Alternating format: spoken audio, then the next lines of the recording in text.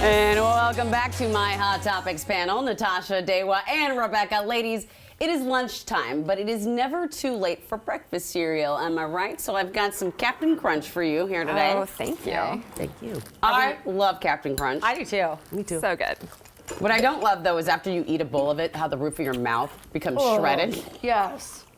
It's so sugary. You guys can't even talk to me right now because you're eating. Okay, real quick question. Crunch berries, Captain Crunch with peanut butter, or all crunch berries? Oh, Captain. Crunch berries. Oh. All crunch berries. With crunch berries. Yeah, with crunch berries, you need a little bit of both. Like, Yeah. it's too much for all crunch berries. The yin and yang of cereal. It really is. I think I actually have all crunch berries in my pantry right now. I can guarantee that she probably does. She's got the best junk food.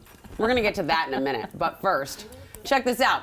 So Captain Crunch, they celebrated their 60th birthday with a adults-only pool party at Coachella. Now, I went to Coachella, and nothing cool like this ever happened. Tickets to the Captain's Cove sold out really fast, appetizers included, what they're showing you here. Captain Crunch breakfast corn dogs, Captain Crunch crusted fried chicken, berry-tastic waffles with that fried chicken, and then, oops, all berries, donut holes, and then a fruit and yogurt parfait with Captain Crunch, which is something I would do anyway. But anyway,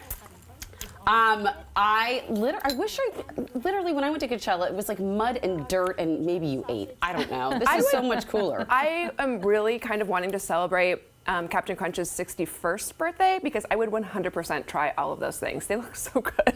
We could do that. I feel like there was it Planet Hollywood that had Captain Crunch fried chicken strips? I feel like a restaurant did this. I tasted it and it was magical. So I'm all for it. Bring back Planet Hollywood. I know what happened to Planet Hollywood. Who's ever said that?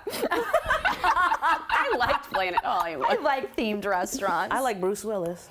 Yes. Yes, we do. Have you ever been to Coachella, Dewa? Never been. Never right. been to Coachella. Been to Bumbershoot? Oh, Hey! you know what? Similar. I think Bumbershoot is my speed, more my speed now. The Seattle Coachella. 1,000. Seattle. Bumbershoot, the Seattle Coachella. Oh my gosh. I feel like the needling is going to have a field day with that. Well, speaking of things that are crunchy, TikTok taught me something new recently, that there are 3 types of mom. There are crunchy moms, silky moms, and scrunchy moms. Now, I want to know how we all identify. I will explain what they are. A crunchy mom buys the aesthetic wooden toys, breastfeeds their preschooler, tells everyone within earshot that they had an unmedicated birth.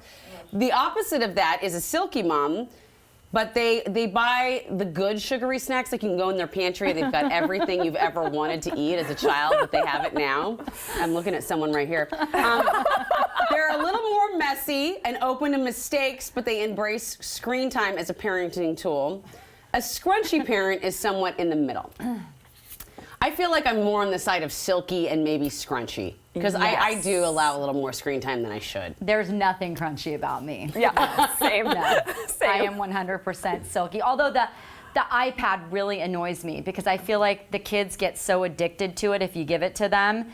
To get an answer, I'm like, what do you want for dinner? What do you want for dinner? What do you want for dinner? I'm throwing it out the window. That's how the iPad conversation goes. So I would say between, silky and scrunchy. Dewa? I mean, I want to be honest. I was crunchy, but I'm kind of scrunchy now. Like, I was. I mean, I didn't have an unmedicated birth, but I used to do like the extended breastfeeding and all that. But no, I had a second kid, and I was like, no. More silky or whatever. It's like those Love's diapers commercials. Yes, I love those. I love those The first baby, the pacifier falls, you boil the water. The second kid, you're like 5-second rule, you got it. Yeah, it's fine. It's fine. Germs are good for you. Yeah, totally. Well, speaking of this, because now I think all of us here have more than one child, and we know how it gets when you have more than one. I mean, things just fall by the wayside. It's hard. Recently, a story, though, caught our attention. Blue Jays pitcher Anthony Bass has a bone to pick with United Airlines. So Bass tweeted that a flight attendant made his pregnant wife get on the floor and pick up the popcorn that their toddler dropped. Here's a picture of it right there. You can see that. I think our kids have all done something like this. I feel like there has to be more to this story, right? I mean, yeah.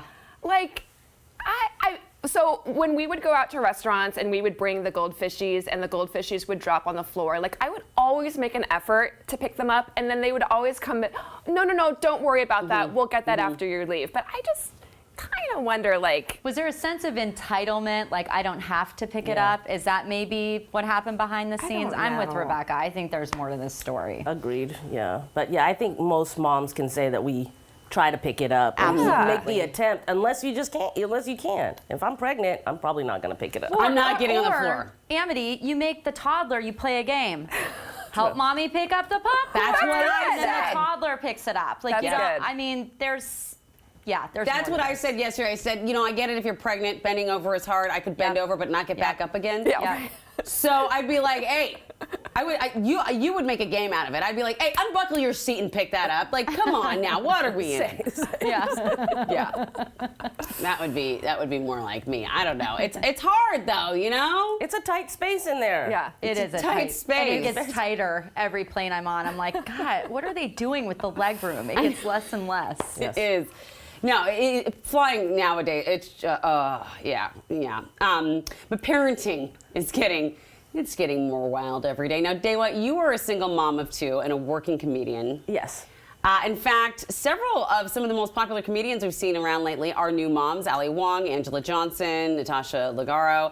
How do you feel about parenting as fodder for comedy? I think it's great because it really hasn't, historically, we haven't really had an opportunity to delve into motherhood the way that we can. I mean, we should have, because now maybe more women are in comedy. I think women are in comedy and they're able to have kids and their careers are a little bit longer. So I think we're able to talk more about parenthood and motherhood in ways in the past that we weren't able to.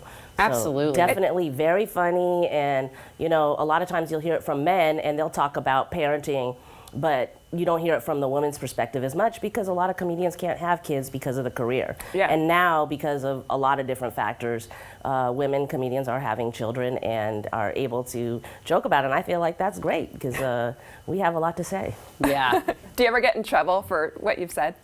No, I mean, for me personally, I ask my kids before I say anything because I want their consent. That's good. I wouldn't want to put them on blast out there without their consent. But no, I haven't gotten in trouble with my kids, at least. My ex-husband, that remains to be seen. Oh boy. Who cares about the ex-husbands? I mean, come on. They're exes for a reason. They have to take their I opinions feel into like consideration. from an audience standpoint, it's easier for us to relate when we hear these kinds of things. It's hilarious. I love it. 100%. Adore it. I really, really do. And watching some of these young comedians,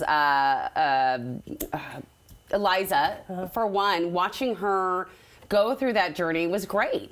She was the elder millennial. She was single. And now I think it's really good for women to see this natural transition. So I love your take on it. Before we let you go, real quick, about 20 seconds left, tell us about your Upper Left Comedy Festival you're in.